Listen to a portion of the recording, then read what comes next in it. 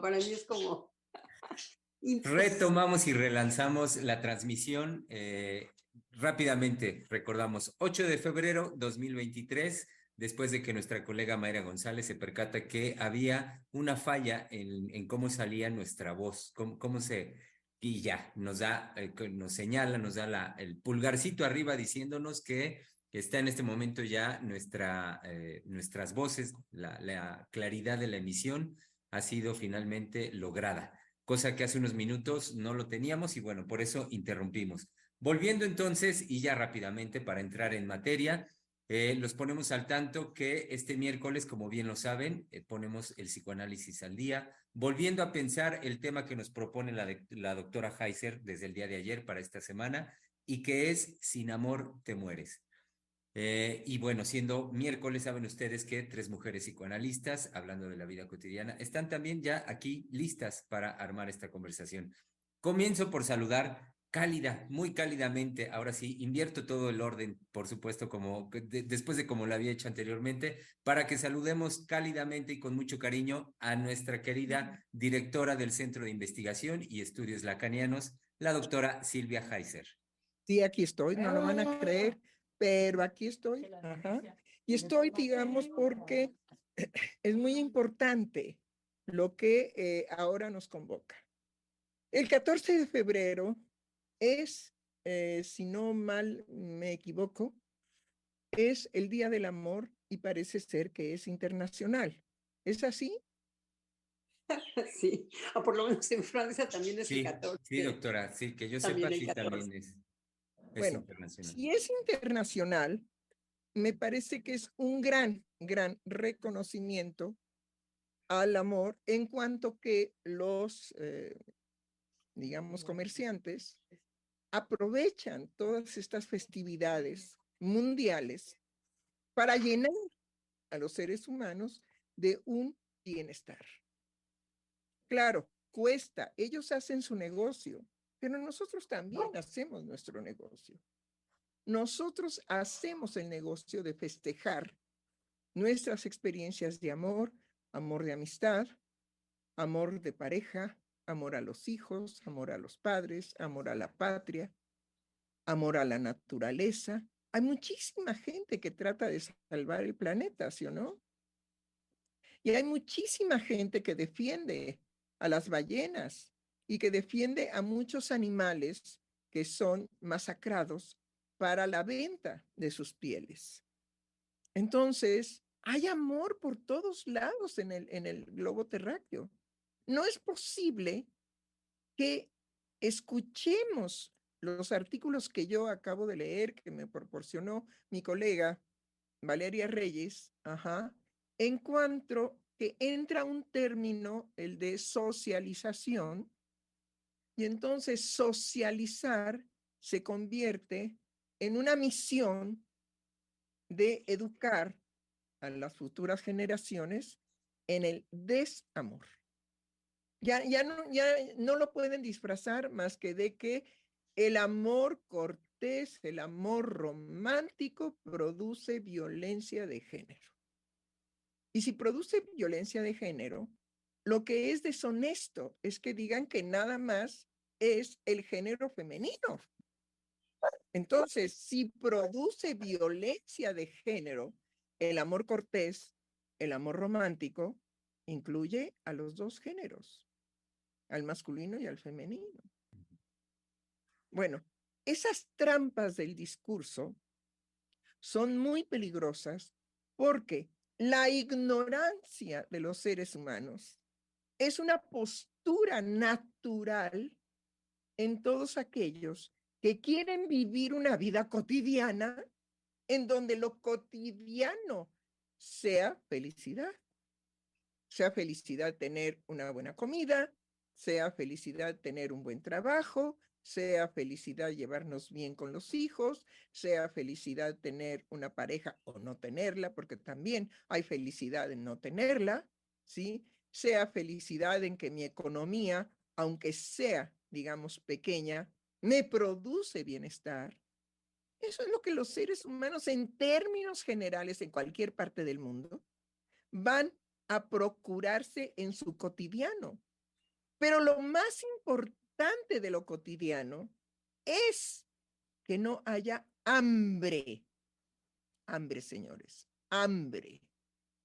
Y el hambre no es producto del machismo, ni es producto del patriarcado. El hambre es producto de la economía internacional. Entonces, nos dedicamos en la socialización a integrar a los adolescentes, por supuesto, porque está dirigido a los adolescentes integrarlos a que el amor romántico es violencia contra el género. Sí, pero no solamente contra el género femenino, sino también contra el género masculino. Porque fracturar y romper todo lo que se gestó y todo lo que está representado en el amor romántico, ¿sí? Naturalmente que lo que excluyen estos discursos de la socialización es el duelo. ¿En qué sentido el duelo? Bueno, no tenemos garantía en el amor. Y si no tenemos garantía en el amor, lo que ellos ofrecen es que haya una garantía en la socialización. Pero a ver, quitemos que nos han convertido en muertos de hambre. Muertos de hambre. Quitemos que nos han convertido en pobres, en pobres. Quitemos que nos han convertido en consumidores de estupefacientes, las drogas. Quitamos que entonces ahora nos van a quitar la posibilidad del amor para socializarnos. ¿En qué nos van a convertir si nosotros los dejamos? Si nosotros empezamos a creer en el poder de la palabra, en el poder de los discursos, tenemos que saber analizar lo que nos dicen. Y hay una expresión tan tranquila, tan soberana y tan cínica que dice que el amor romántico produce violencia de género. Pero ya está en valores y entendidos. Violencia de género solamente se utiliza en los discursos, violencia contra las mujeres. No es verdad, señores. No es verdad. Pregúntenles a los niños tímidos, a los niños cohibidos, a los niños inseguros, que son varones. Pregúntenles si ellos no sufren por no tener la presencia masculina de poder patriarcal, de ser fuertes, de ser soberanos, de mandar en el juego, de ser dirigentes. ¿Qué es lo que se escoge, digamos, para entrenar a un grupo de corredores detrás de una pelota? Porque, bueno, muy elegantemente se dice fútbol. Que en su idioma original no se escucha elegante, hay que decirlo. Se escucha el juego de pelota, tal cual, en inglés. Pero en realidad es una cantidad de sujetos que comprometen su espíritu detrás de una pelota y de un hoyo gigantesco que se llama portería, y que hay que, fíjense bien, hay que meter la pelota en ese hoyote grandotote. Si no tuviera connotaciones eróticas, no sería tan aplaudido el fútbol. Tenemos verdaderamente un hoyote gigantesco a un pendejo, perdón, a un sujeto que va a defender el hoyo. ¿Se dan cuenta? Va a defender el hoyo. Ese hoyote tan grandotototote lo va a defender. Y lo va a defender, y entonces los otros lo van a engañar, lo van a marear para meterle en ese hoyo gigantesco la pelota. Ahora, ¿quién es el que está cuidando el hoyo? El padre. El padre. ¿Y quiénes son los jugadores de la pelota? Los hijos. ¿Y de quién es ese hoyo? Bueno, yo ya no voy a decir. Bueno, la cuestión es que si el poder de la palabra es tan grande, tenemos que empezar a decir y hablar de los beneficios sociales y para la civilización que produjo el patriarcado.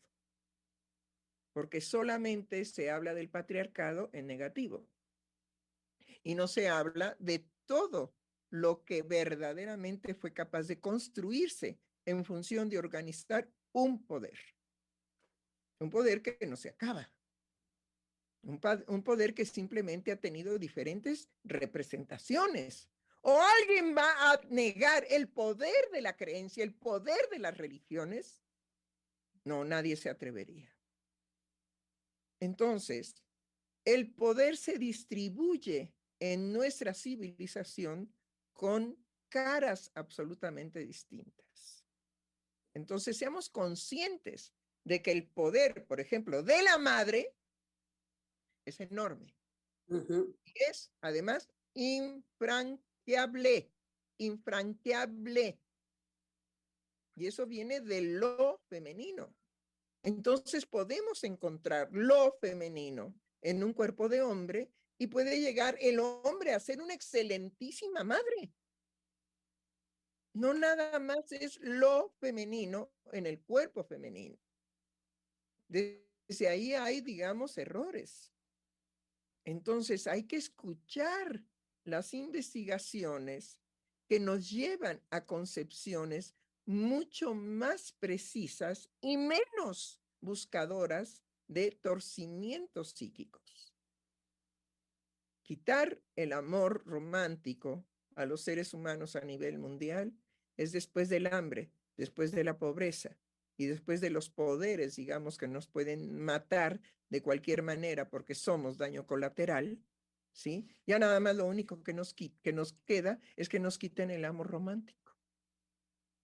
Nada más vean la producción gigantesca que hay al amor romántico, al romántico.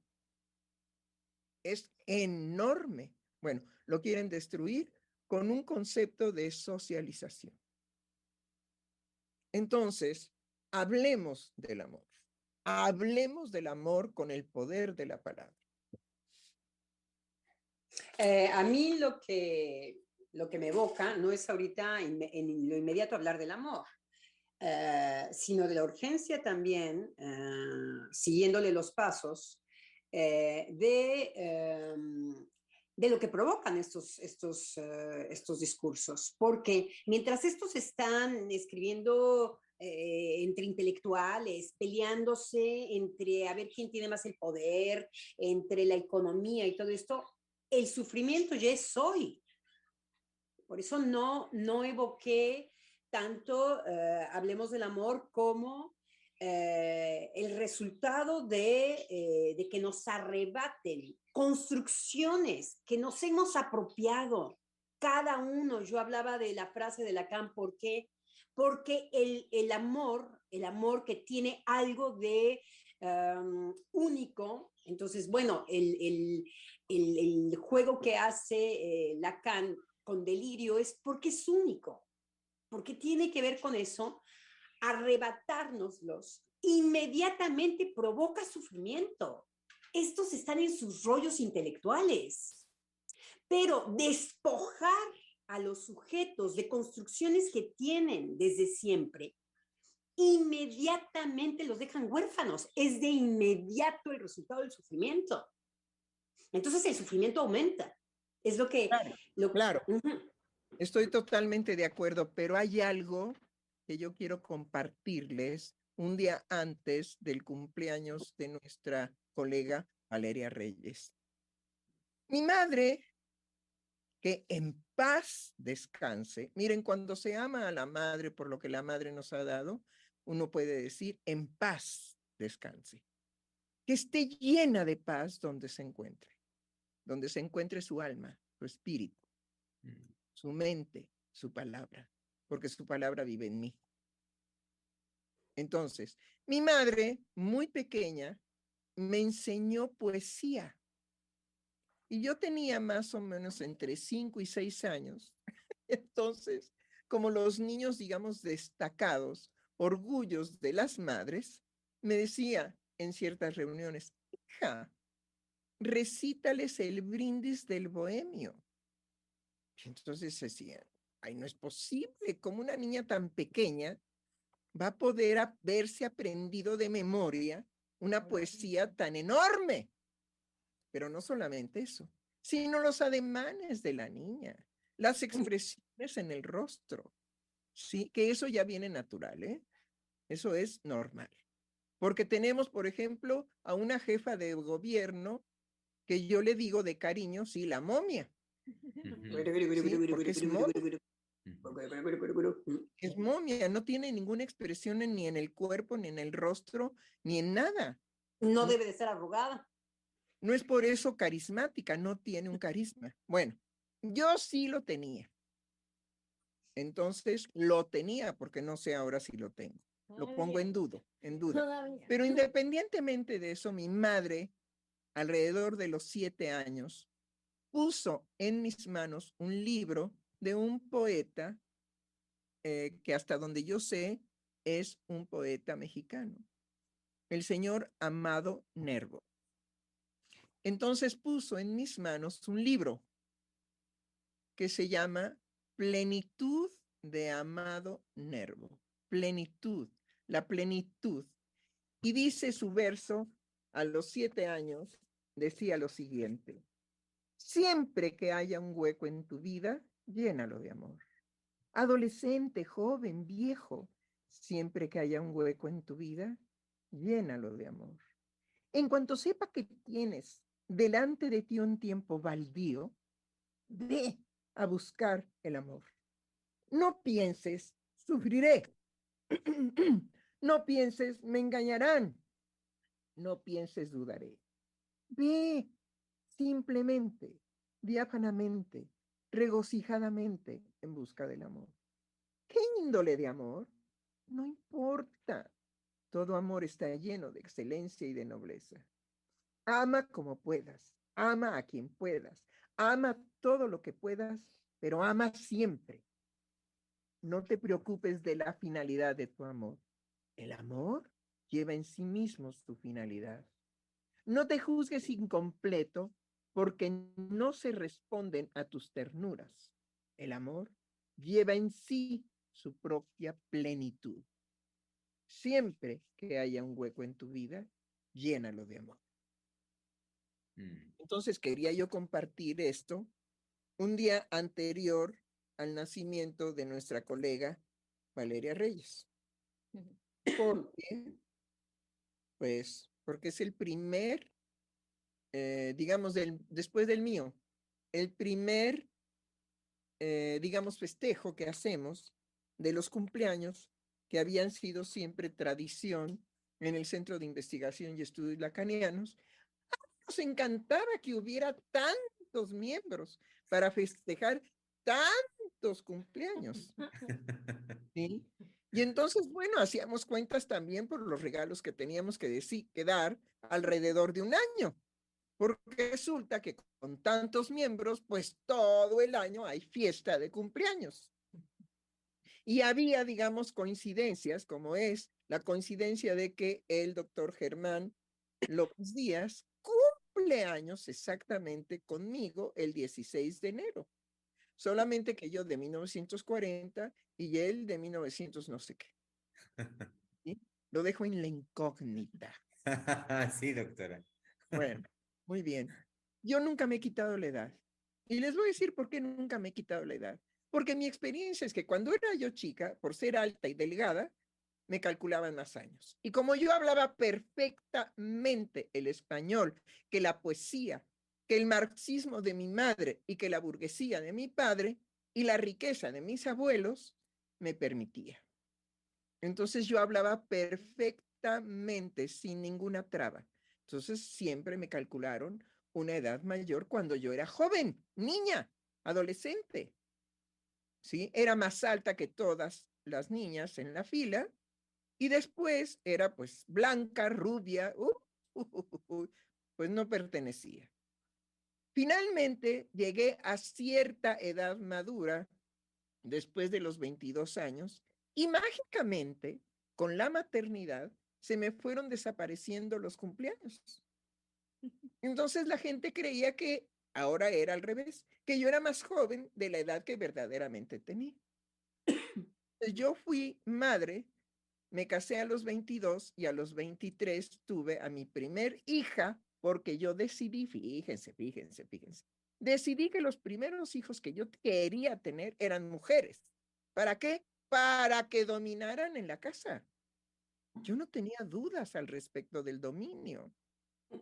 Y que crecieran los segundos hombres, entonces tengo 2 mujeres y 2 hombres, y los segundos hombres que estuvieran dominados y bajo la tutela de las mujeres, pero no en una idea estúpida de matriarcado.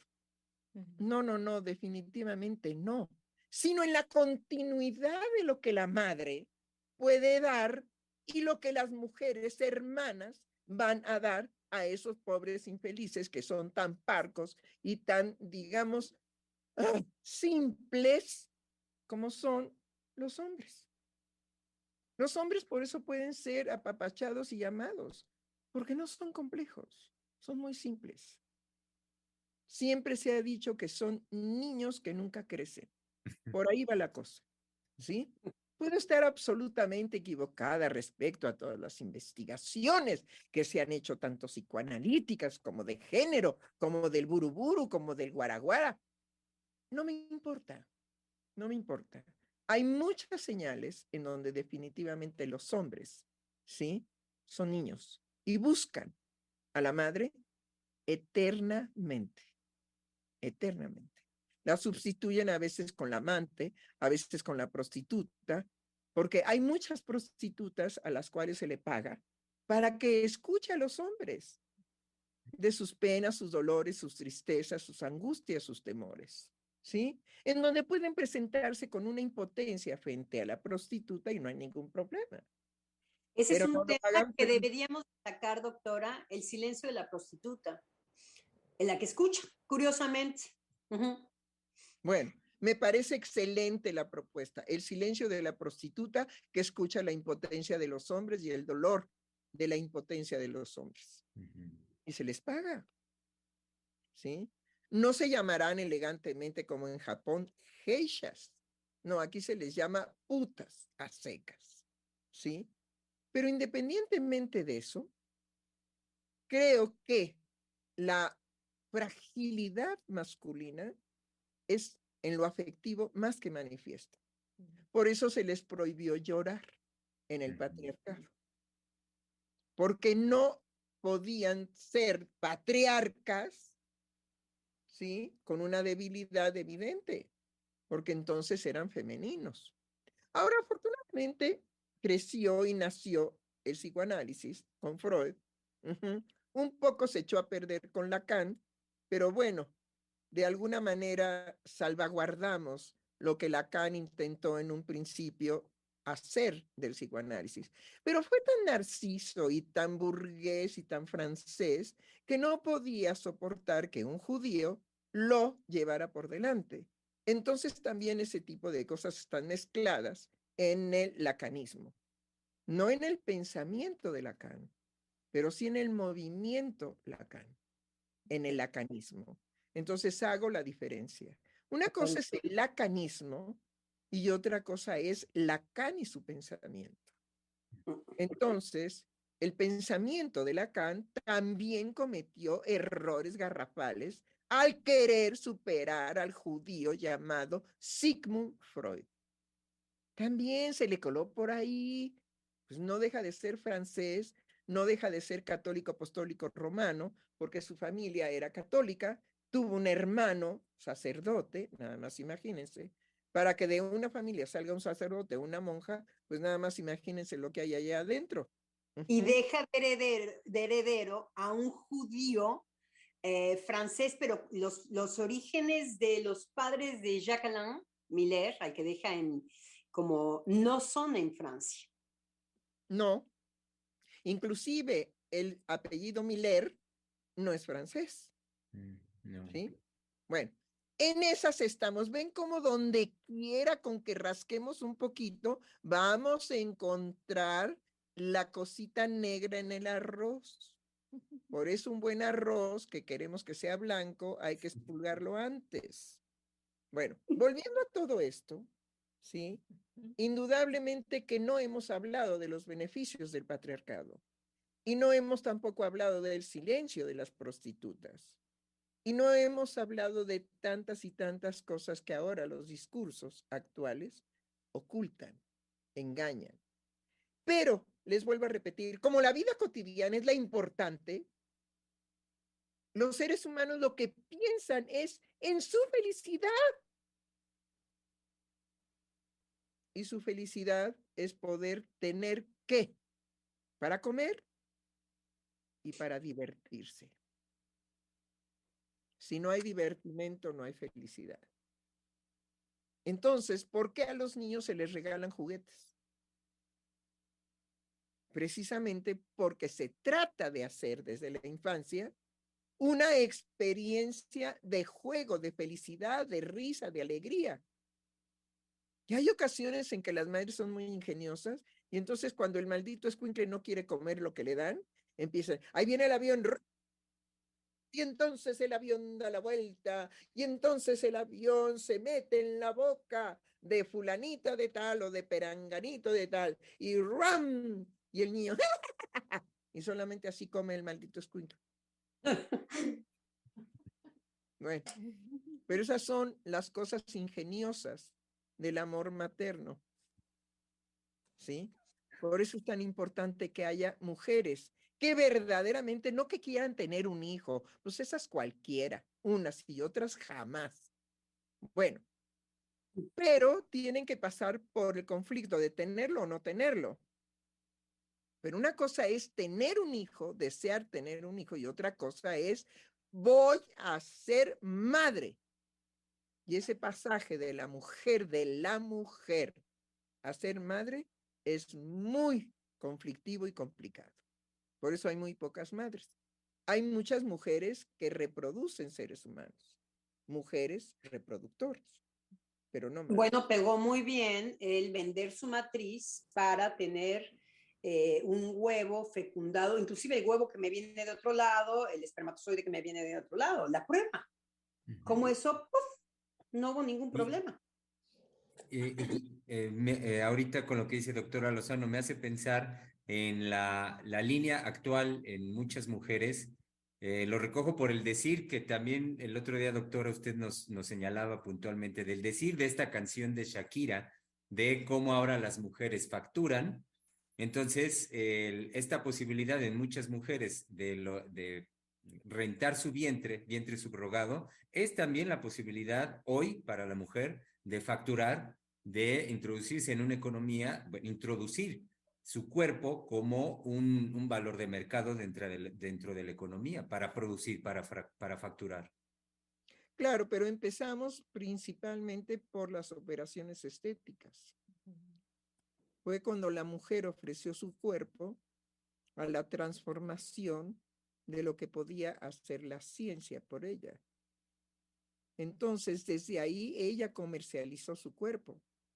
Y hay, digamos, una expresión de que sin tetas no hay ¿qué? Paraíso. Bueno, vean, sin tetas no hay paraíso, pues hay que ponérselas a como dé lugar, aunque sea arriba de las orejas, no importa. Eso no llegó a Brasil, ¿eh? En Brasil eran las nalgas y el pecho se lo quitaban. Pecho chiquitititito, lo más planito posible. Bueno, para que parecieran más bien hombres, esteres, ¿no? pues para que hubiera más, digamos, anos femeninos, pero convertidos en anos masculinos. Montañas, pero no eran las montañas de adelante, las montañas de atrás. Totalmente de acuerdo. Finalmente, creo que este programa tiene que seguir pensando que sin amor uno se muere, pero que uno también puede morir por amor. Pero morir por amor no es la muerte real, es el duelo. Morir por amor es llevar a cabo un duelo, es pasar por la pérdida del ser amado y de lo que el ser amado dejó en nosotros de su amor. Y que eso se pierde y se pierde para siempre. ¿Sí? La muerte es muy clara. Pero entonces la muerte del amor es un duelo. no es el suicidio. Y las feministas y las teorías de género pretenden decir que el amor es violencia contra el género. No, el amor nunca será violencia para ningún género, porque les voy a explicar algo. El género no existe. Es una creación, ¿sí?, del discurso. Entonces, el responsable de todo esto, del poder del discurso y de pasar el poder a la palabra, fue el cambio filosófico que hubo del cogito al lenguaje. Y cuando se pasó, digamos, del cogito al lenguaje, pues estamos pagando las consecuencias de que el ser humano ya no tiene un pensamiento propio, sino que el pensamiento le viene de que es un ser hablante. Ahora, ok, ahí vamos, ahí vamos. Pero también es un ser sexuado.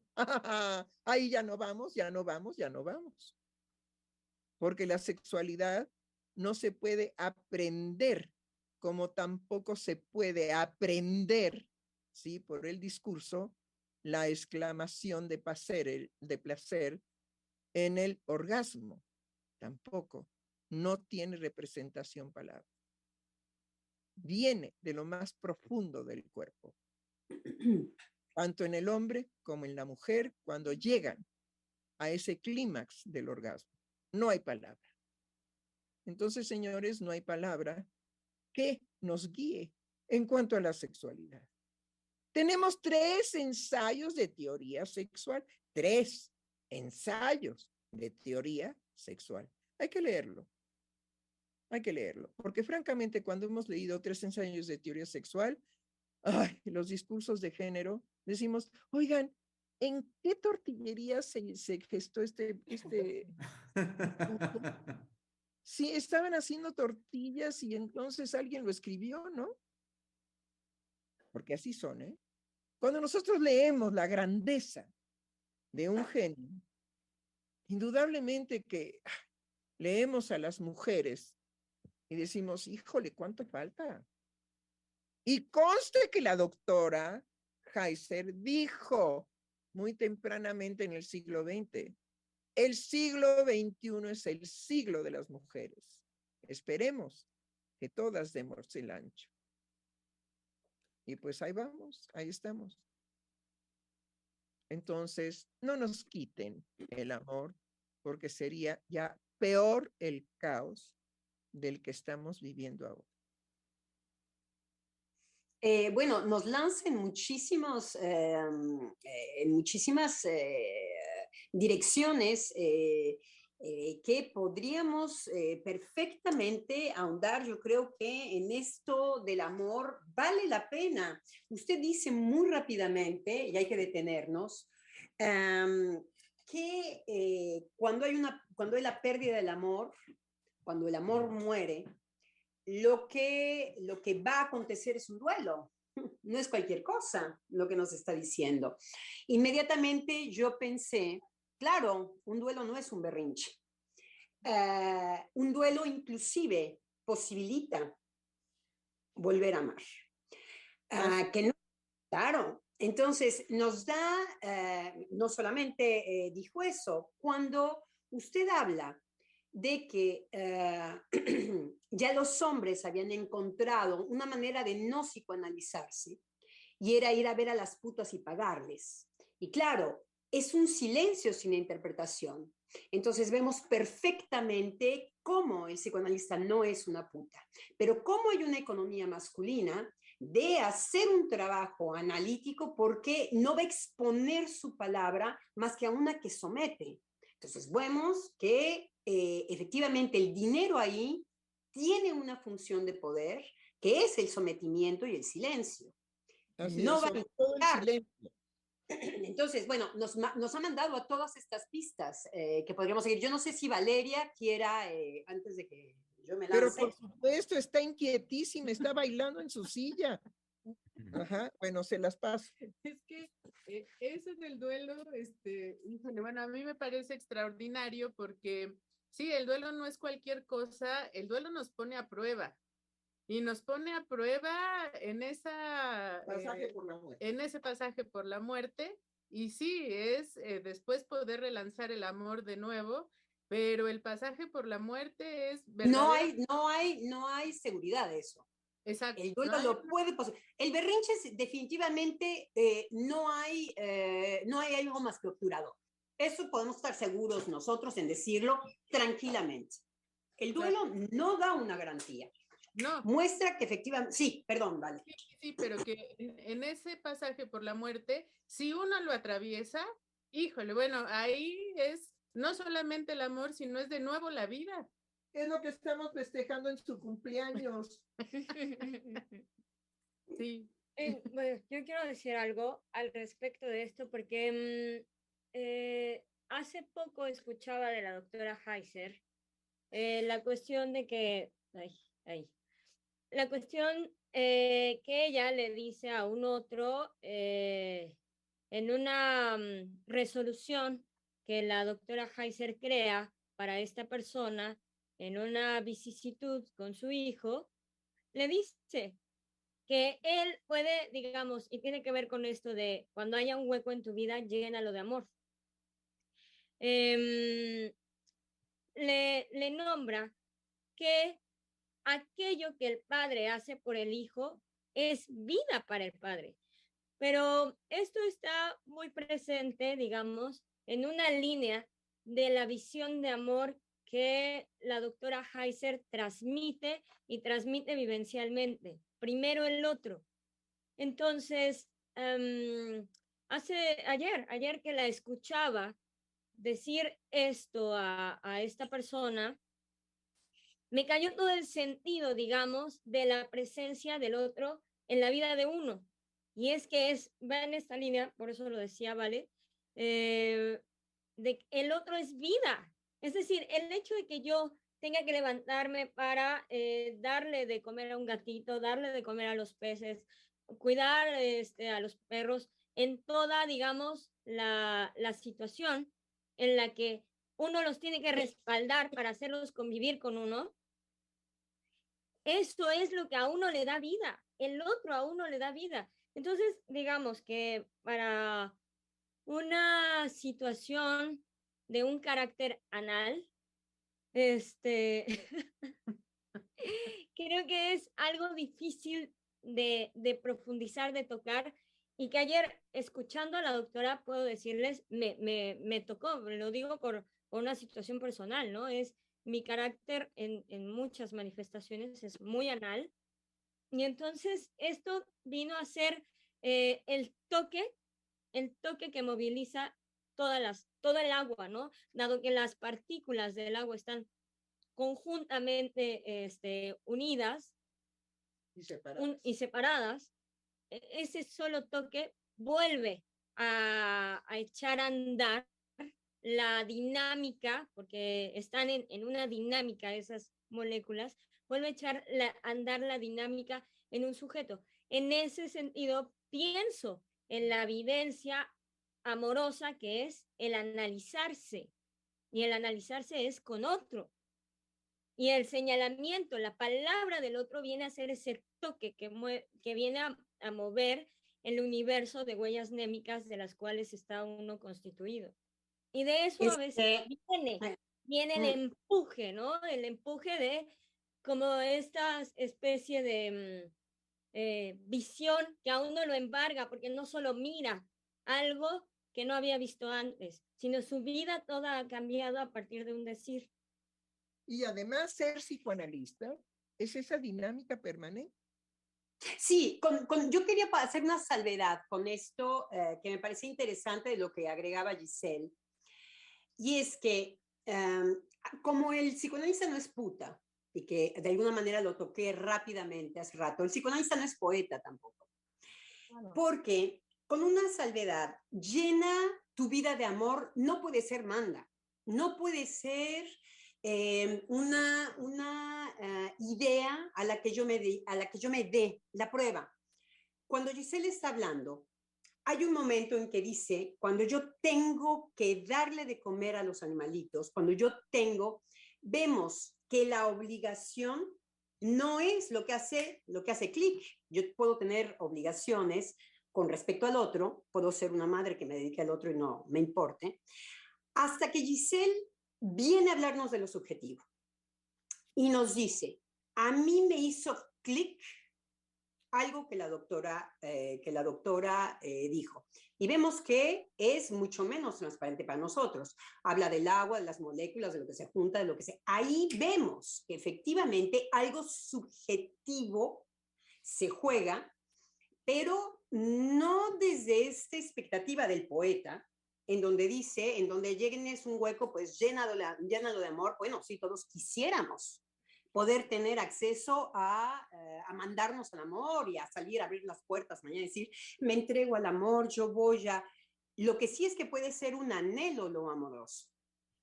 Eso puede ser una posición que efectivamente se puede buscar, pero buscar no es, nos vuelve de nuevo a lanzar a aquello que va a ser subjetivo en las personas, sino cae en una orden, ve a buscar el amor, estamos peleando por el amor, viva el amor, que efectivamente ya no tiene ningún sentido porque es que es lo que no se comparte. Bueno, hay una cosa que yo quisiera rescatar del poeta, ¿sí? Sin poesía, ya dijimos que sin amor uno se muere. Sin poesía no sería posible la existencia del amor.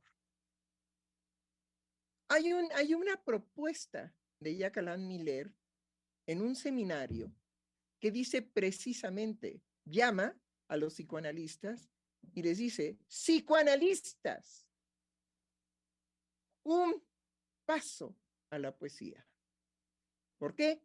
Porque cuando se hizo la diferencia del cogito al lenguaje, entonces la poesía es el nivel más alto de la literatura.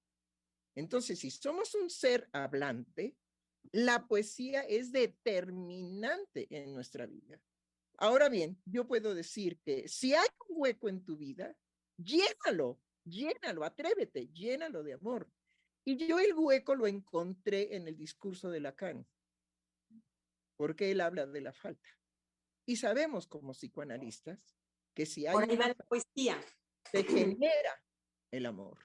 Entonces el poeta simplemente, como dice Freud, se adelanta y dice, si hay un hueco en tu vida, llénalo de amor. No te hagas estas preguntas estúpidas. El amor en sí lleva su finalidad. No te preocupes qué tipo de amor. El amor es sublime siempre. Entonces a mí me parece que lo que está indicado por el poeta no es un mandato. Exacto. Es una verdad dicha por el poder de la poesía. Y si podemos agregar algo, insisto, el psicoanalista no es un poeta. Claro que... No. Tiene una característica. Yo no digo que el poeta sea más que el sujeto que se nos adelanta como psicoanalista. École, exactamente. Porque pero no que el psicoanalista sea un poeta. Ahora, déjenme decirles una cosa, no es una prohibición, ¿eh? Yo he hecho poesía y soy psicoanalista, pero no me dedico a hacer poesía, sin embargo me surge, me nace. Es propio. No hay una técnica psicoanalítica. El psicoanalista es psicoanalista.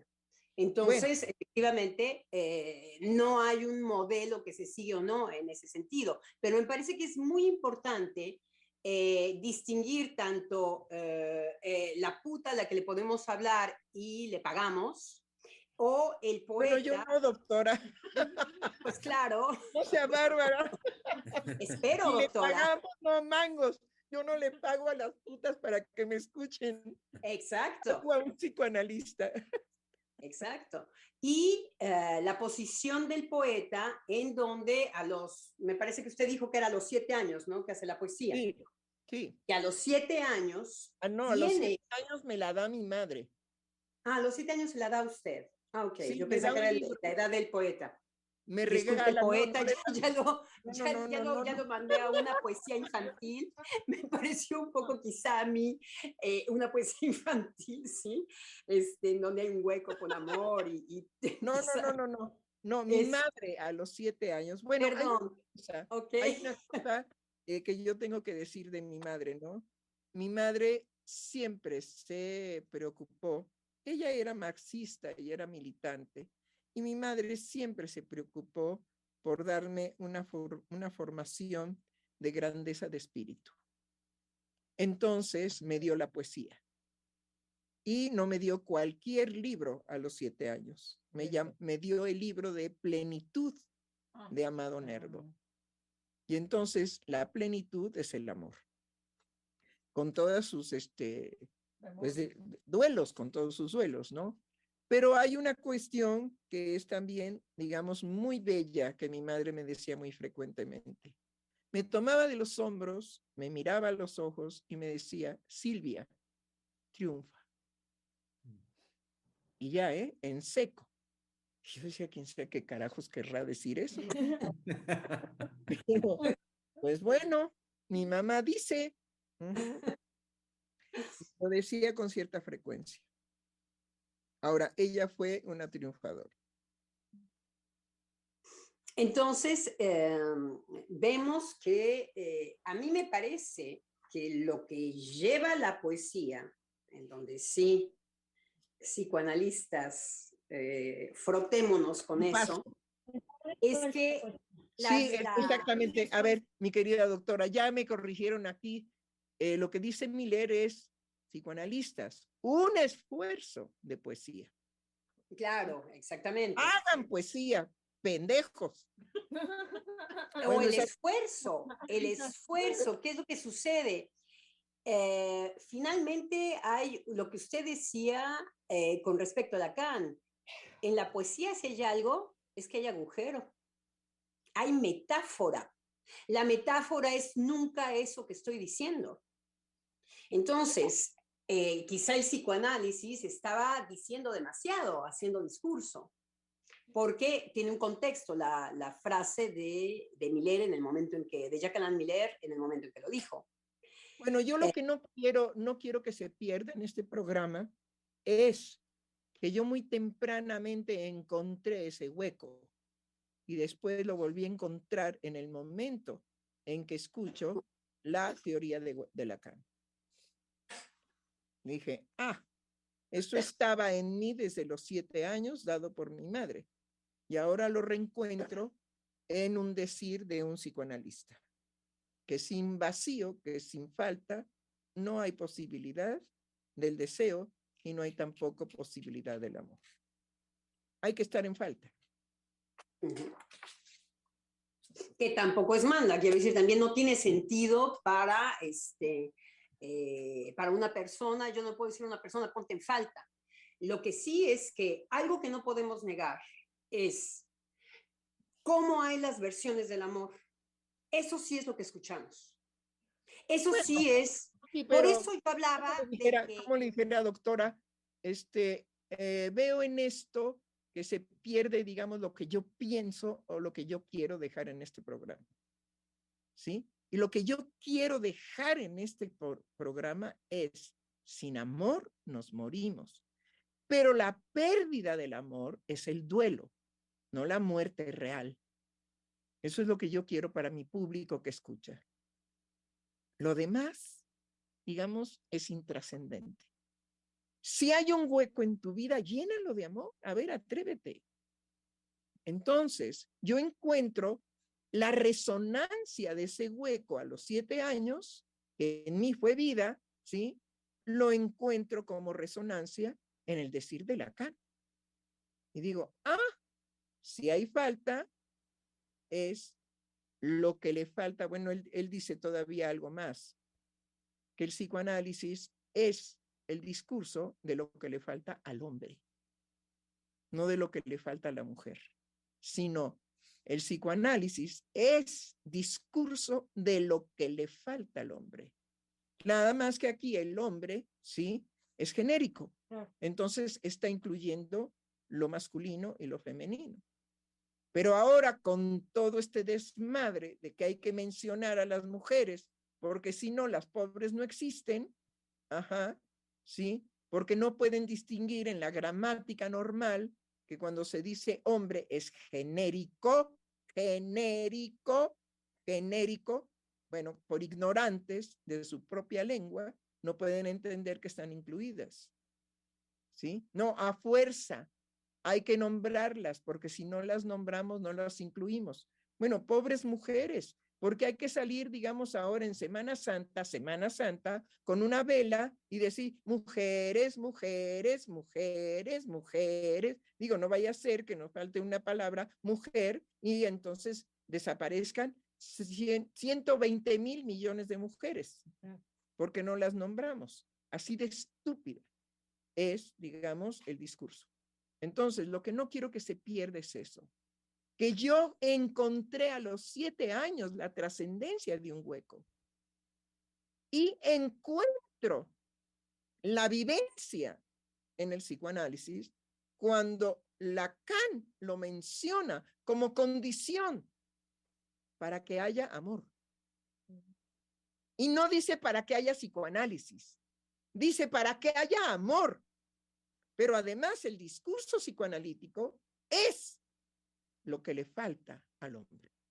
Es bellísimo, es bellísimo. Hay que amar a Lacan cuando podemos, digamos, realmente impregnarnos de la trascendencia de su decir. Bueno, es lo único que no quiero que se pierda en este programa, sino que reforcemos precisamente lo que como psicoanalistas tenemos de vacío, de castración, de hueco, y que la única posibilidad para los seres humanos de construir un mundo para los seres humanos, ¿sí?, es sin guerra.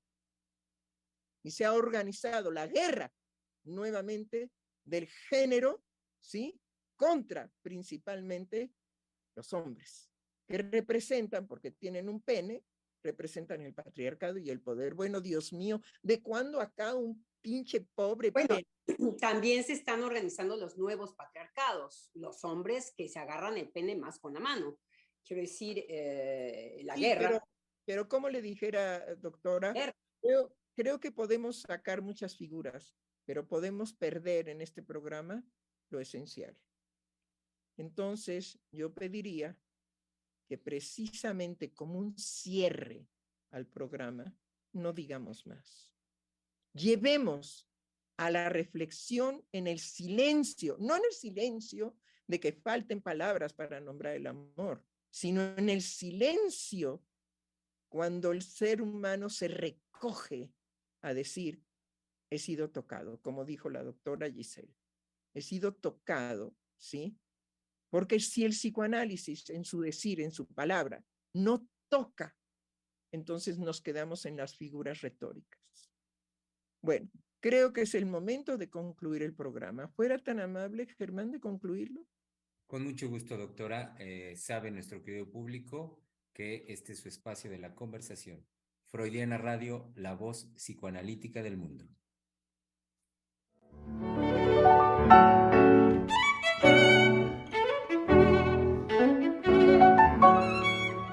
Freudiana Radio, la voz psicoanalítica del mundo.